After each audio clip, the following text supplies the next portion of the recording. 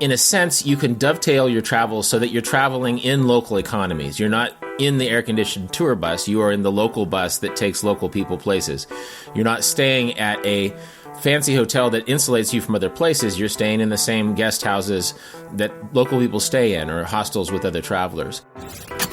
Welcome to Travel Matters, the official podcast of TBEX. Here are your hosts, the radio vagabond Palle and TBEX CEO Rick Calvert. Welcome to a special episode of Travel Matters. Normally we put out things that we've recorded on TBEX shows around the world, but this one is a little bit different. TBEX Lafayette was over a few days ago, and Rick, I wasn't able to be there. I had to be somewhere else. But as far as I heard, it was a great show. It was a great show, but let's talk about where you were. You had a good excuse, Palle. Yeah. You were in Armenia. Yeah. In Yerevan, Armenia. And why were you there? Because our good friend Rick Gazarian, he organized an event for extreme travelers, like people who's been to every country in the world or people who are trying to get there. And I did so many interviews there. While you were interviewing people in Lafayette, I was interviewing extreme travelers for my own podcast, the Radio Vagabond, and I really got to meet some truly inspiring people. There were 15 people. It was a small event, like I think 150 people-ish, and 15 of them, so 10% had been to every country in the world, and 28 people had been to more than 150 countries. So, and 2 actually had been to every country in the world twice. So really some super inspiring people. And we spoke just a few days ago, and I said, Rick, I have a long list of people who would be exceptional keynote speakers at future TBEX events.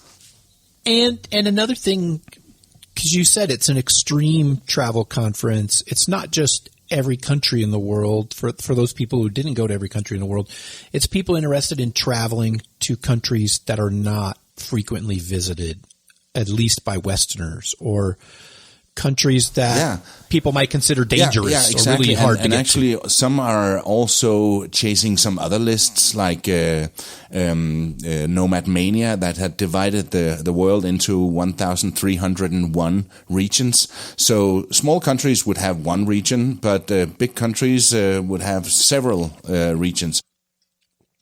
So like the United States, you can't just say, I went to the United States. You got to say, I went to all 50 states. Yeah, and I think it's even more States. for the U.S. I bet Alaska has been divided into a ton of regions as well. I have to go back and check.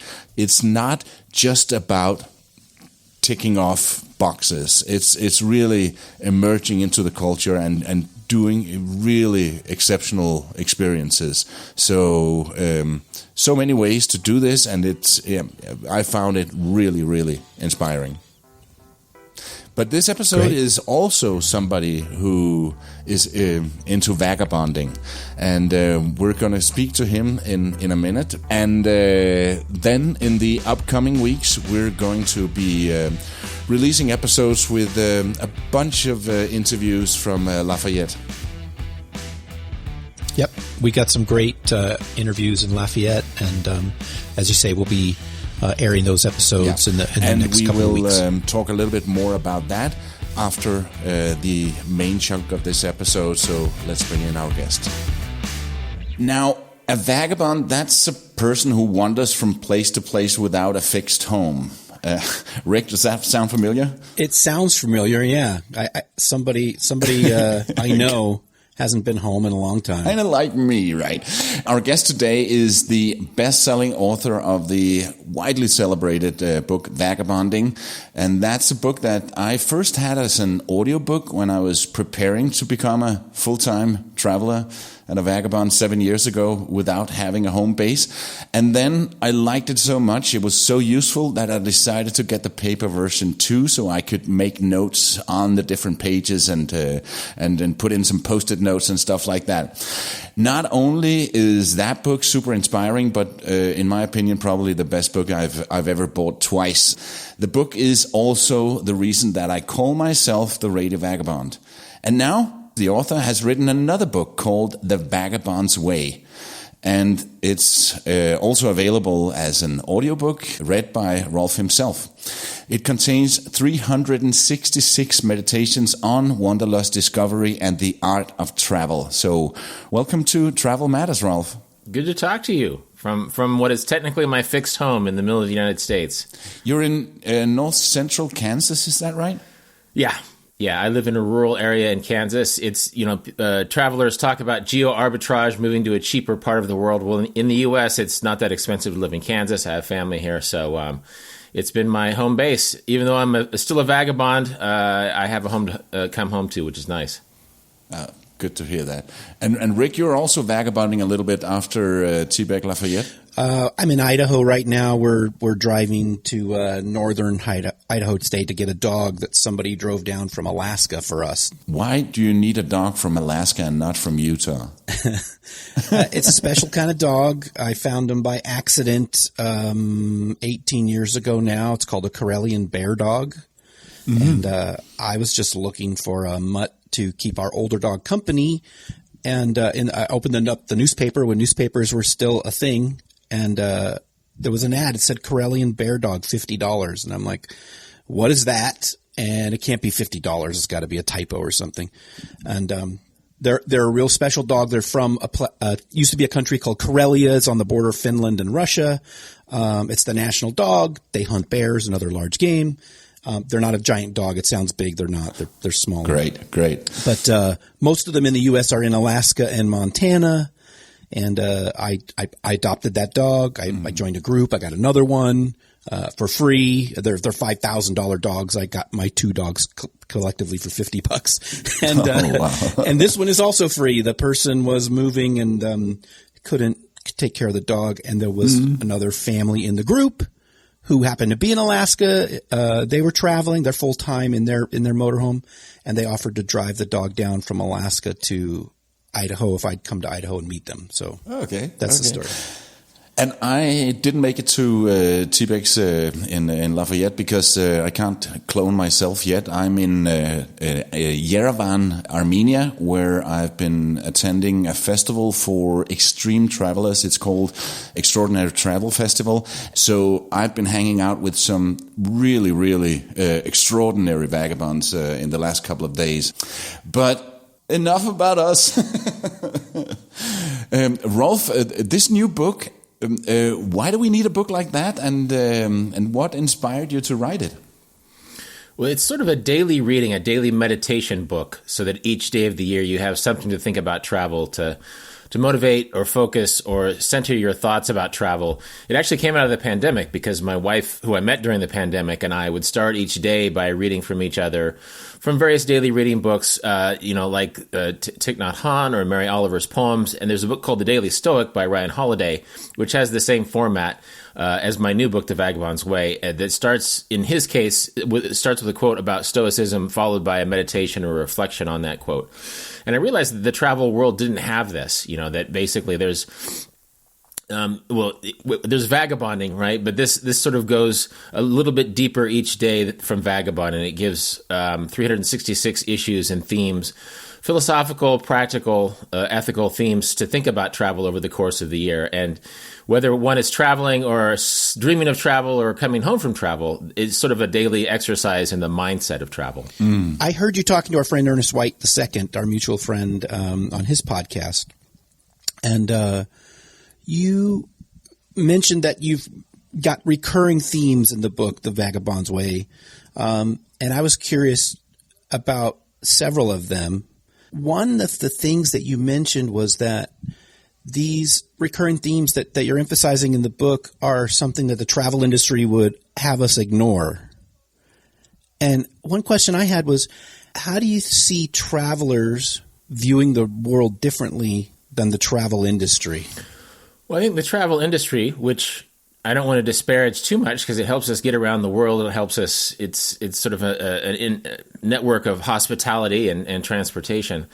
But oftentimes it sort of encourages to see the world in consumer terms. That travel is something that you buy for yourself. When I've said, going back to Vagabonding, that travel is something that you give to yourself. And in a sense, you can dovetail your travel so that you're traveling in local economies. You're not in the air-conditioned tour bus. You are in the local bus that takes local people places. You're not staying at a fancy hotel that insulates you from other places. You're staying in the same guest houses that local people stay in, or hostels with other travelers. And so I think that there are certain themes, and it comes back to again and again, like slowing down,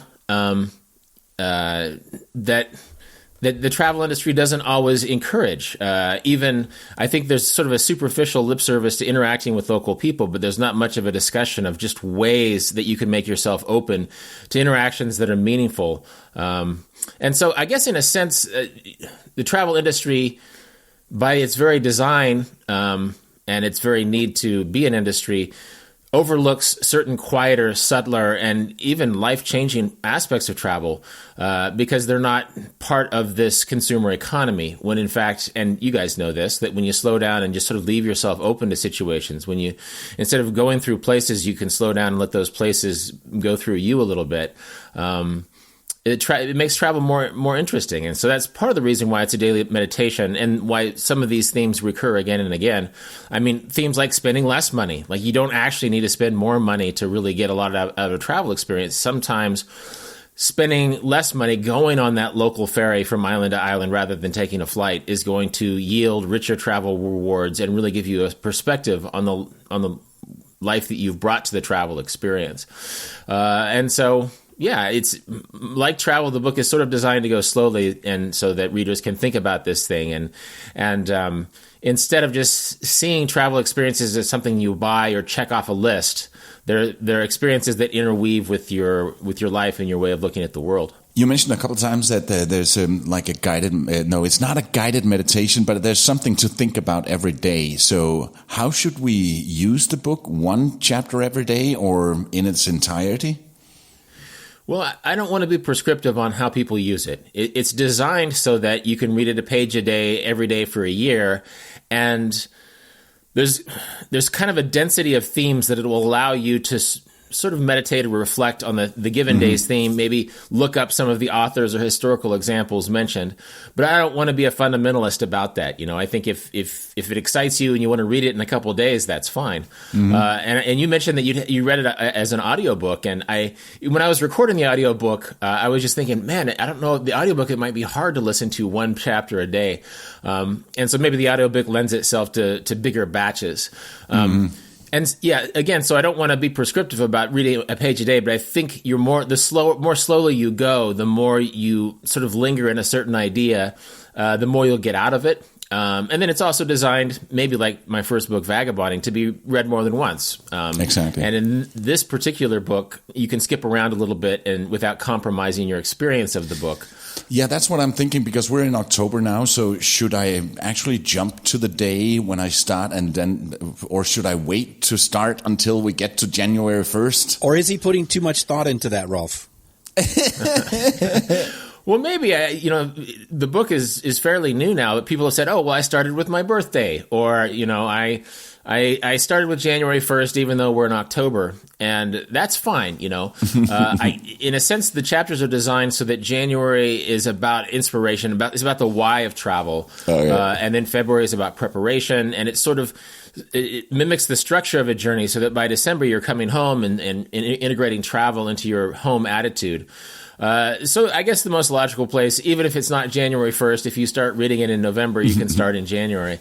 But again, especially for people who have a little travel under their belt, you can skip around in such a way that it's not going to compromise your experience of things. Yeah. And hopefully there's certain chapters. I don't think not everybody's going to respond to all 366 chapters the same way. And so I think there's some chapters that some readers might want to reflect on or reread or spend some more time in, and then other ones that they'll read in a faster way. So yeah, I really want readers to be open to reading it in any method they want to. I'm really happy to hear the January 1st chapter, because you start with a quote from my countryman Hans Christian Andersen, where he talks about something he calls out sickness, all the way back in 1856, and he's really an inspiration when it comes to travel. Yeah, I love that quote, and I've had that quote filed away for years, and then I realized that there's this word called Fernweh in German, which is sort of an equivalent to out sickness. We say Wanderlust, which comes from Wanderlust, which is a German word, but that really means a desire to hike. I didn't know this until I was researching the book.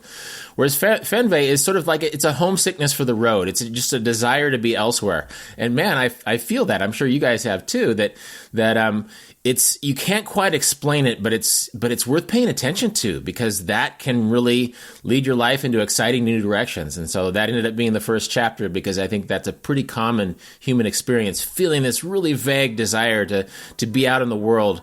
And then if I sort of say, if you don't really listen to that and honor that, then maybe you should.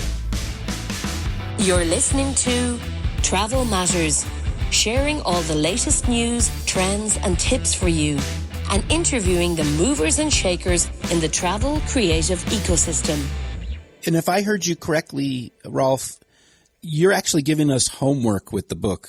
So we might be just reading one chapter a day, but you've got other material in there that you're referencing that we can go and look up on our own that kind of reinforce the theme that you're talking about in each one of those chapters. Yeah, I tried to draw on a big international and historical diversity of sources. And so, which is fun, because I think a lot of the human texture, the human experience of travel is the same, even though we're no longer like hitching rides on merchant ships like they did in the Mediterranean a couple thousand years ago.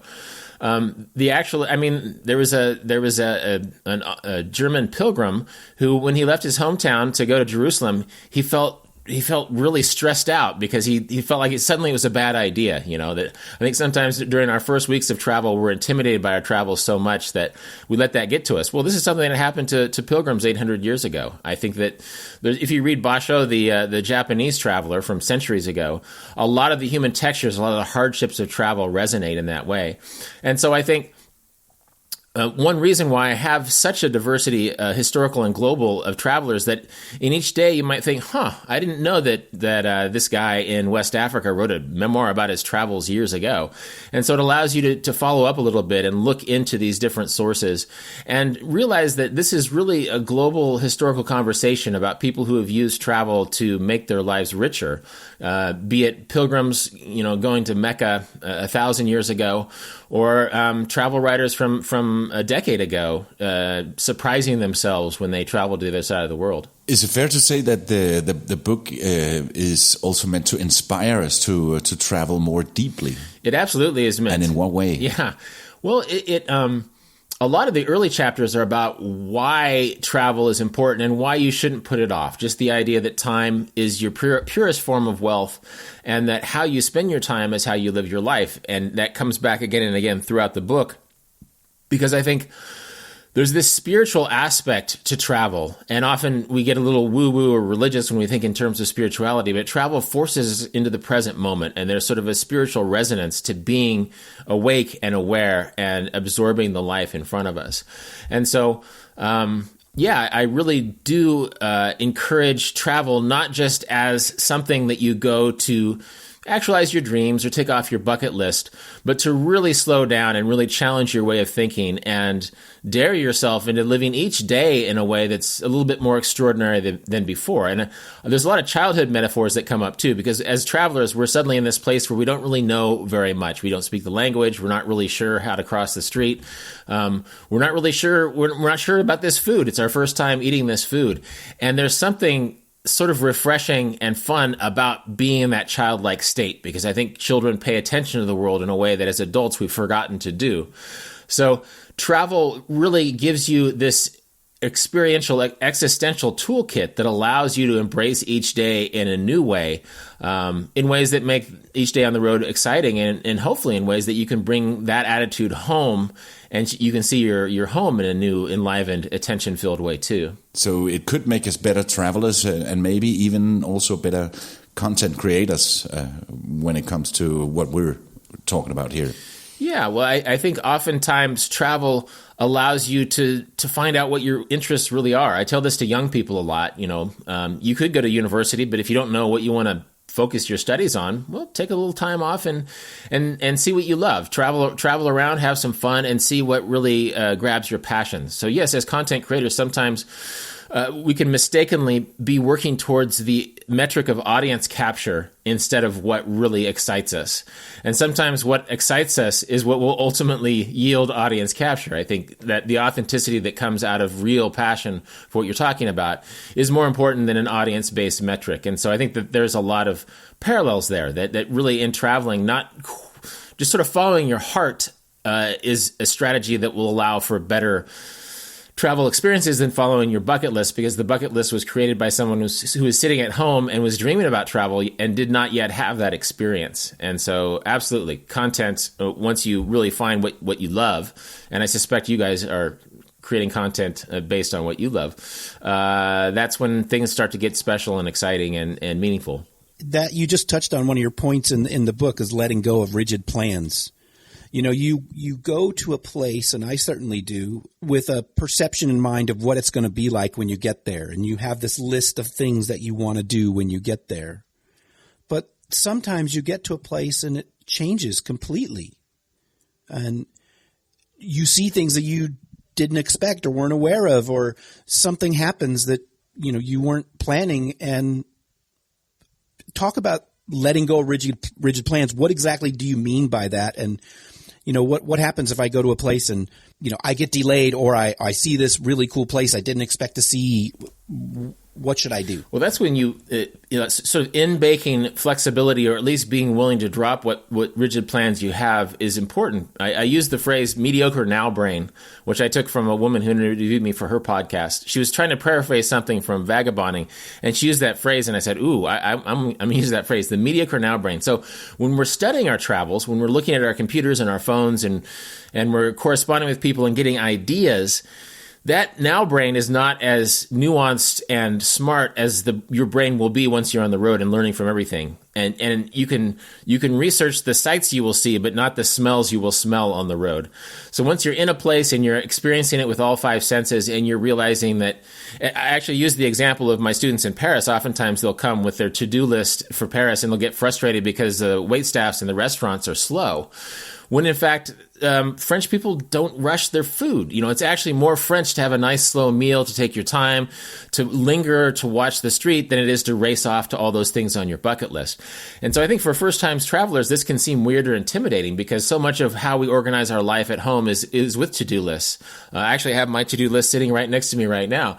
But on the road, basically you need to allow yourself to be surprised and to follow that surprise, to be enchanted and follow that enchantment, and to fall in love, be it with a person or a place or a certain food or whatever, and sort of follow that love through the travel experience, because otherwise you're letting your mediocre now brain dictate an experience that you are growing smarter about every day. And so, for first-time travelers, this can be a difficult advice to take, but it's so important, because once you learn to be flexible and throw away those mediocre now brain plans that you had before, then you really get to you allow the travel experience to surprise you and lead you into directions that you had no idea existed before you left home.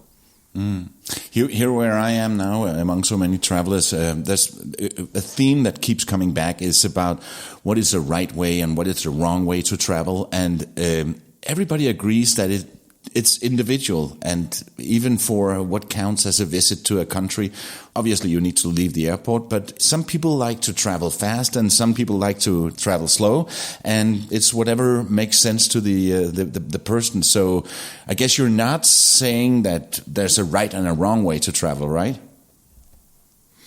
Yeah, I think that one distinction there's always been this dichotomy between tourists and travelers, I'm putting air quotes around those, tourists versus travelers, that we often, we get competitive with each other as travelers, and we want to be better travelers than other people, but sometimes the rules we apply to that are kind of arbitrary.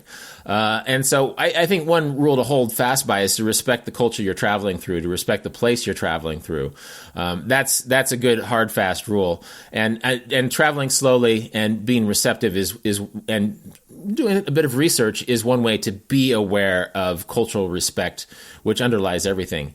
But past that, no, I think that it's good to follow your heart a little bit, but then also to challenge your instincts. If you're a country counter, if you're trying to collect every country in the world, then that probably is going to lend itself to a pretty fast manner of travel, which can be fun, but you also miss a lot. If you're trying to decide whether or not leaving the airport for 2 hours in this country allows us a visit to that country, well, then odds are that 2 hours in that country is not going to be as meaningful as 2 months in that country, where you're just going more slowly and not really worrying how many countries you have on your list.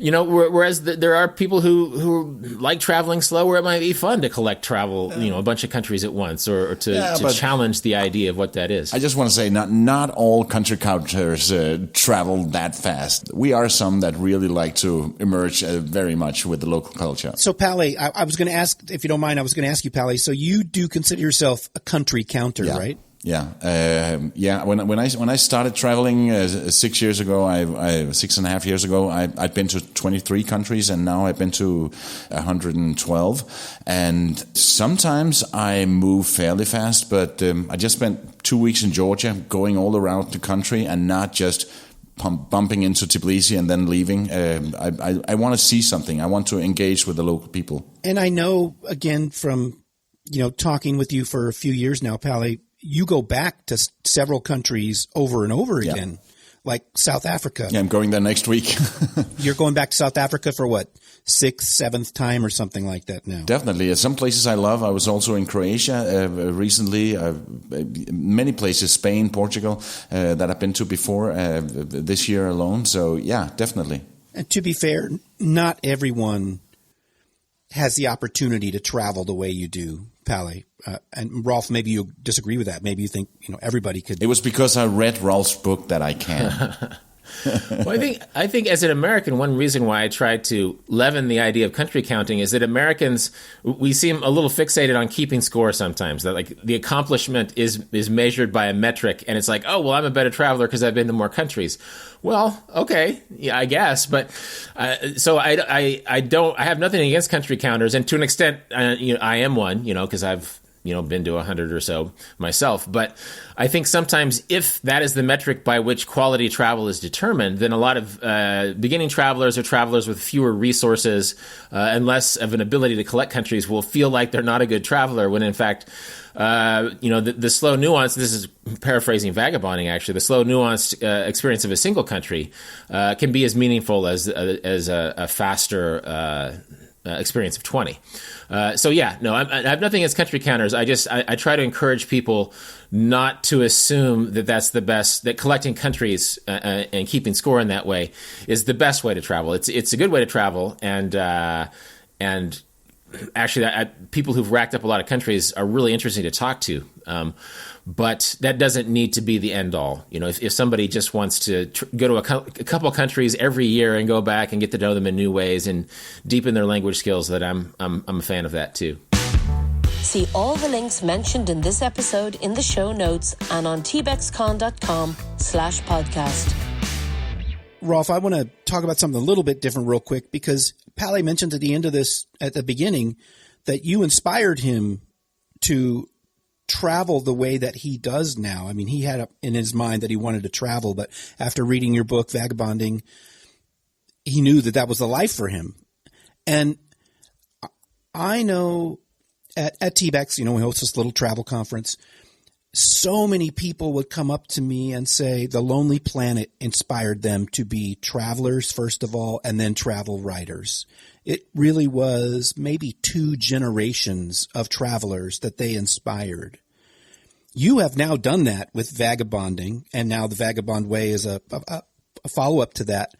How does it feel when somebody like Palle comes up to you, because I know he's fanboyed on you before, to come up and say, oh my God, I bought it twice. I read the audiobook and you inspired me to travel the world. You created a monster, Rolf. How does it feel to be responsible for launching so many ships? Well, it feels good. And in fact, sometimes, interviewers will say, do you get tired of talking about vagabonding? It came out almost 20 years ago. And it's like, well, no, actually.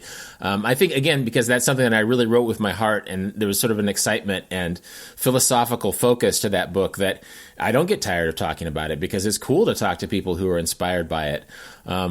And it's funny that you mentioned Lonely Planet, because that was an inspiration for me when I was young. I carried a Lonely Planet around Southeast Asia, and I think that there's this ethos. There's another reason why I quote so many historical examples. But it's not like I invented vagabonding. I just sort of distilled it into a philosophy to help people understand why. It was for a new generation. Yeah. And that was almost by accident. Like, there's technological tools, including the one we're using to record this right now, that didn't exist when I wrote the book. The idea of digital nomadism was really, really in its infancy. Technically, I was a digital nomad when I was sitting in a room in Thailand and writing Vagabonding.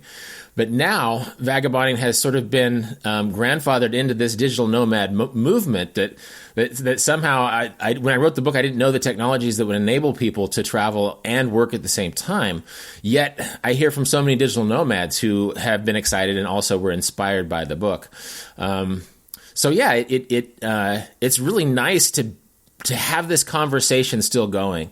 And in a certain sense, I wrote it to my 17-year-old self who didn't believe he could do this, or thought that maybe he needed to wait till the end of his life when he had more, air quotes, time. When in fact, there's so much time well themes in the book, because I think once I realized that I could create time for myself to travel, that time was really important than getting a lot of money, then that is when I really realized I had something to say. And so it's super fun to hear from people. And with the new book out, a lot of people who are engaging with the new book are people who read and were excited by the old book. And so it's just fun to continue to have this conversation, because it's such an engaged way to live, as you guys know. As far as I know, you also inspired Tim Ferriss to do the 4-hour work week. Is that right? Yeah, it wasn't just me who inspired him. He brought in a lot of different sources. But when he traveled the world, I think that he was sort of in this American workaholic mindset right out of university. He was trying to be successful in that way that we Americans sometimes define success through this material metric, or from working 60 or 80-hour work weeks. And so there were a lot of books that influenced him, but Vagabonding is one he took on the road to him when he went down to South America and studied tango. And I just talked to him recently, and he says it's still something he thinks about sort of as a cleanse, sort of a way to get back to the idea that for all of the trappings of success as we define it, that actually success is about having some control over how you spend your time and being able to really throw yourself into things you love, or to unexpected experiences that can surprise you, and travel really lends itself to that. And so it's fun. In a certain sense, I look back and see this much younger version of myself who wrote that book. And it's like, oh, that young guy was all right. He did a good job. Because it's really fun to talk to somebody who now, weirdly enough, there's people who weren't born when I wrote the book who are reading it and getting excited about it, which is fun to see. So the Vagabond way, it sounds like to me, Rolf, is a bit of a reflection on the lessons you learned in those early days. Like you said, that 17-year-old self when you started with vagabonding. And I guess, again, it's another theme of the book. Travel changes you as a person. The more you travel, the more you see, the more you experience, even if it's, in a few countries, it doesn't have to be 100 countries. It changes you inside. It makes you see the world differently. Yeah, it really does. And it makes you pay attention to life, not just to other places and not just to certain settings or certain experiences, but it helps you pay attention to life. And I trace back, I bring in 3,000 years worth of travel writing and philosophers and artists in the book, but I also bring in different versions of myself in. And so my father's a science teacher. He didn't have a passport until he came to visit me in Korea, well into his adulthood. But I would go on field trips with him in Kansas, and a landscape that to me looked a little featureless and boring, he'd say, well, actually that grass is only 1 foot tall, but the roots go down 20 feet. And I think those roots are dinosaur bones because Kansas used to be an ocean. And so there's certain lessons that my father, who didn't have a passport until long after I did, taught me to pay attention to the subtleties of a landscape in a way that it feels like transfers over to travelers. And then there's certain versions of my very young self that was first traveling through Thailand and taking the Trans-Siberian across Russia and hitchhiking across Eastern Europe, that was this open-hearted person who was really in a position to be changed by these travel experiences. And so absolutely, and I think that the process is never done. It's not like we start as novice travelers and then we later graduate into being complete travelers. That open-hearted attitude, that childlike way of seeing the world, the willingness to be surprised and changed and affected by things, it's really a gift of travel because you don't have to stop. You don't have to say, okay, well, I'm done. You can just keep engaging in the world. You can keep paying attention in a way that you can see the subtleties of the world and, in a sense, to see the subtleties of life, to never be bored by your life because so many exciting possibilities are out there. We're almost at the time where Rick is going to say, oh, I have one more question, which is something he always does. I have so many more, Palle. Rolf, I could ask you 100 more questions easy. No, you mentioned that you're still vagabonding from time to time. So how much of your time goes on going outside of the beautiful fields of Kansas?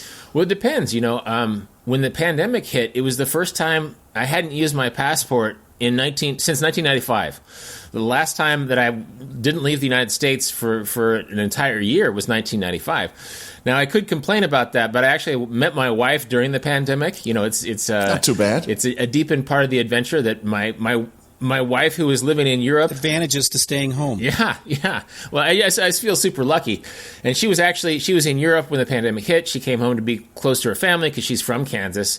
And we went from pleased to meet you to let's get married in the matter of a few months. Wow. And so I'm not going to complain about not having to travel during the pandemic year.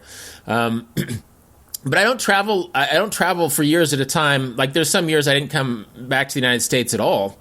This year, my now wife and I traveled through Europe for 6 weeks, and it was great. It was a great reminder of how that 6 weeks can stretch out and feel like a year in itself, and that each phase of that trip, felt like its own year of travel. And so it's a balance. And again, this is why, in the same sense as counting countries, that sort of trying to figure out what percentage of the year you're going to be overseas is less important than just embracing each day at home or abroad. But gosh, it's easy to say, well, the attitude of travel at home can deepen your days, but then you go to France. I went to Norway for the first time this summer. I went to the Faroe Islands for the first time this summer. And again, I was thrown into this childlike state of, oh my God, this place is amazing. Every Norwegian has a cabin. We're just going to stay another night at a cabin and just walk through the forest and pick berries. That you can do that. I mean, it's just that post-pandemic excitement of being out in the world reminded me that regardless of how many months a year you travel, that having that as an availability and just being able to pay attention and learn new things about places and again add another country or two to your list, that's exciting too. And so I think it just a word I use a lot in Vagabonding and also the Vagabond's Way, the new book, is possibility. Travel gives your life so much possibility. And what I realized this summer when I went to these new places for the first time were just all these possibilities that had suddenly come into my life again. I'm curious, Rolf, is it different? I mean, I know the answer to this question, but how different it is traveling now that you're married versus all those years when you were a solo traveler? Yeah, well, I was a stubborn bachelor for a very long time. Part of the advantage of being solo in life is that you can do whatever you want whenever you want. You don't have to negotiate this or that. My travel experiences were pretty amazing because I went to Paris. I've been to Paris 20 times, but my wife is a foodie, right? Like her palate is so exquisitely fine-tuned to food that she saw it through the lens of like fromageries. We spent an entire morning going to fromageries shopping for cheese. And it's like, oh my God, I've never seen this side of Paris before, right? So I think, again, I feel like I was lucky to partner with someone who really can deepen my own experience with the world. That food is an important lens for her, that walking is big for her, that she's walked across entire countries, and I'm going to learn from her as a walker that going on foot or following my nose from fromagerie to fromagerie is going to make me a better traveler. And then actually, we went to Norway because she has cousins there. She has family there. And so we were staying in these. The reason I stayed in so many cabins is that we weren't in the tourist matrix in Norway. We were just hanging out with her family, just staying in family cabins. And so I guess it's different for everyone when they partner with someone. I suspect I wouldn't have married someone who didn't love travel and didn't challenge me as a traveler. But that's been super fun to see these places, some of which I know well, through the lens of someone who loves food and loves walking. And so it's exciting. It's a reminder that you don't have to settle for a certain way of traveling as you get older. You continue to challenge yourself. And in this case, just trying to keep up with my wife has been a lot of fun because she sees the world in ways that maybe I didn't fully appreciate until I traveled with her. So here's my one more thing. Again, we could talk about every theme in the book. The list is amazing, and I'm noticing that they interconnect with each other just as we're going through different elements and themes of the book. But embracing boredom. I think Americans in particular will have a very hard time with this. Explain what you mean by that. Well, I think boredom is something that we no longer allow ourselves to experience anymore, in part because of these little supercomputers we keep in our pockets. Our smartphones allow us. Actually, I went for a walk. It ended up being a 13-mile walk here in Kansas the other day. But I was listening to podcasts too. You know, in a certain sense, I was multitasking. And I think had I allowed myself to become bored by that walk, had I just been forced to look at the landscape, I would have been attentive to the landscape in a way I hadn't had been had I been listening to podcasts. Now, I'm being self-critical. That just shows that I haven't mastered this act, you know, that in a certain sense I cheated myself out of that 13-mile walk by multitasking with podcasts. What I encourage people to do in the Vagabond's way is really to embrace these things that we're encouraged not to do, like not just boredom, but also loneliness and being lost. That sometimes part of the joy of being lost is finding things you didn't expect to find. One of the great things about loneliness is that it sort of forces you to be a more outward looking person. You know, it forces you to assuage your boredom. It forces you to assuage your loneliness by looking for other people. And then boredom is this thing that really now we can text our friends with this little phone in our pocket. We can read, we can watch a video. There's all these things we can do. But in a sense, that ritual is the same ritual we have at home. It's the same way we assuage boredom at home. We assuage boredom not with life-enriching things, but with distractions. And if we throw distractions in front of our boredom on the road, then suddenly we're cheating ourselves out of what for thousands of years has been the greatest gift of travel, which is what is right in front of your eyes, what is right under your nose. It's the sounds around you. And so it sounds counterintuitive, you know, embrace boredom. Why on earth would we do that? Well, actually, sometimes the best way out of boredom is closer attention to what we can't see because we're used to distracting ourselves. And the longer we can push our boundaries of boredom, the more likely we are to suddenly see things that we didn't realize were there. I use an example in the book. I was in the Mentawai Islands off the coast of Sumatra, and you know people live there not in a completely Stone Age way, but in a very off the grid way, where you're walking miles and miles through the mud to go from village to village. These people don't have distractions to bore themselves. And I realized that there was an extent at which I was feeling anxiety when suddenly there wasn't something to air quotes do, that these people who lived there they didn't feel anxiety because there was nothing to do. They would just talk or go for a walk. And so I would swim in the stream there, and I realized that I wasn't paying attention to my environment. I realized that there were macaques, there were monkeys and birds in the trees, there were butterflies, and that in 5 days of being nervous about boredom, I wasn't seeing because I wasn't embracing my boredom. I wasn't allowing my boredom to flow into a sharper sense of attention. And so I saw a species of monkeys and birds that I never would have seen had I not been bored. And so I use that as an example to remind myself that sometimes boredom is an invitation to pay closer attention to what you're missing. Wow. Yeah. Fantastic. The other thought comes to my mind is just what's around the corner. You never know. There's so many moments you turn the corner and you see this amazing piece of architecture, or you see a shop, a cheese shop, or a bar, or that's just a whole new world from before you turn the corner. One reason I liked in traveling with my parents, who are far less experienced than me, is that they're school teachers, and so they're just curious. That they follow their curiosity. The whole question of what's that, or how, this is strange. Let's find out what that is. That's, again, Rick, what you're talking about. What's around the corner? That in a certain sense, boredom allows you to really fine tune your curiosity and to solve the problem of boredom by being curious about everything and answering those questions in your head that you may have otherwise ignored. Rolf, it was such a pleasure, and I hope to see you again sometime, maybe even at a TBEX somewhere. If only we knew somebody who could make that happen. Yeah, Rolf, I know we have lots of mutual friends. We'd love to have you come give a keynote at a TBEX sometime in the near future, and even more so after talking to you today. Yeah, well, keep me looped up. I'm always game to go someplace new and talk about travel, something I love. Maybe bring your wife to Greece next year or something. I'm sure she could be talked into that. Thank you again so much. Well, I always like talking to people who know travel well, who get it. It makes it less an interview and more of a conversation, so that's fun. Thank you for sharing travel matters with your friends and followers on social media. You're the best. So you got the dog, Rick? I got the dog. We just got home 2 days ago. He's beautiful. His name's Bjornar.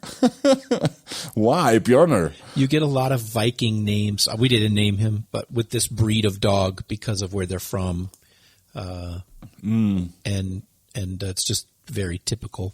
The last one I had's name was Thor, so we called him the Dog of Thunder. So when are you going to get a Palle? That's a Viking name. Yeah. Or a Ragnar Lothbrok. Absolutely. So we did our first hike this morning, but looking forward to many more. So as we mentioned before the interview with Rolf, and by the way, what an interesting man, and it really does some interesting stuff. Well, just what's it like to inspire so many other people? Number one, to travel. But number two, to travel as extensively and thoughtfully as he has done, as you are doing now. Mm-hmm. It's a very, we work in a community of influencers. Everyone who comes to TBEX inspires others to travel. But Rolf is at the very highest level of that chain, where he inspired many of the people to come to TBEX to be travelers, or to travel for a living, or figure out how to travel and make it such a gigantic part of their life. And that's just it's a big accomplishment, and it's a very interesting, he's had a very interesting life. Yeah. So Rick, you sent me a list of the people that you did interviews with, and I've started listening to a little bit of it, but you were very productive, my friend. I'm proud of you. Yeah. We were busy. We interviewed quite a few folks in Lafayette, because there were a lot of great folks to interview. Again, the next few weeks we'll be airing those episodes. Yeah, and let's just talk briefly about the one that's coming out next week. It's Jay Ducote. Jay Ducote is how he says it. I called him Jay Ducote. He said it was a little more formal. Ducote. Yeah. So Jay Ducote is a celebrity chef. He actually beat Bobby Flay on the show Beat Bobby Flay, which is a pretty amazing accomplishment. With boiled crawfish was the recipe that they cooked. And he said the moment he announced the challenge, he talked about this in his keynote, Bobby was like, wow, good move. Because he knew that it was going to be a very tough challenge for him. But he almost had his own TV show on the Travel Channel. He was a finalist in a competition on the Travel Channel, and has been on several other travel shows and been on ESPN numerous times. And he now hosts a daily radio show in Louisiana. But all of this began from his blog, and that's what he talked about a bit at his keynote in Lafayette.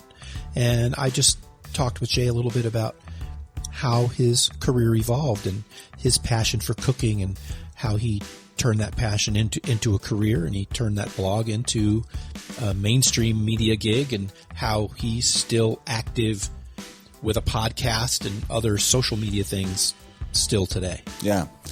And then I know that you like to get names right, so can you please tell me what Ines from Safety Wing, her last name is? Butamagia? I won't get it right. I did get her name right. I got it close enough to right to where she said good job in the interview, but I can't remember without hearing it again how to pronounce it correctly. No. I really don't like butchering people's names. No. Anyway, it's Ines, Boutamagia, and she's with Safety Wing. Safety Wing, who provides travel insurance, and it's health insurance for travelers. So as you're going from country to country, somebody like you is a perfect candidate for Safety Wing. If you get sick in a foreign country or you get injured, they have insurance that'll cover you for that. So you know that you're confident you can see a doctor and it won't be difficult for you. So it was an interesting interview. And we talked about in that interview something else they did. They're setting up a virtual country. I know. With its own passport.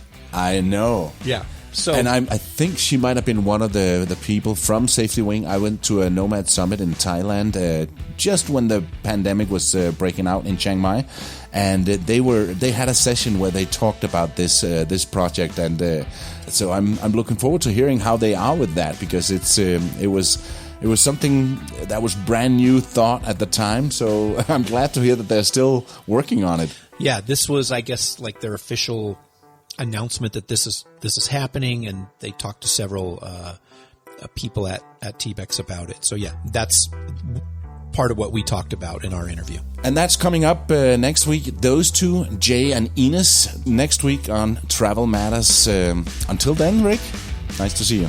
Good to see you, Palle. This episode of Travel Matters was hosted by TBEX CEO Rick Calvert and Radio Vagabond Palle, and produced by radioguru.co.uk. See more about upcoming TBEX events on tbexcon.com. You can follow Palle on the radiovagabond.com.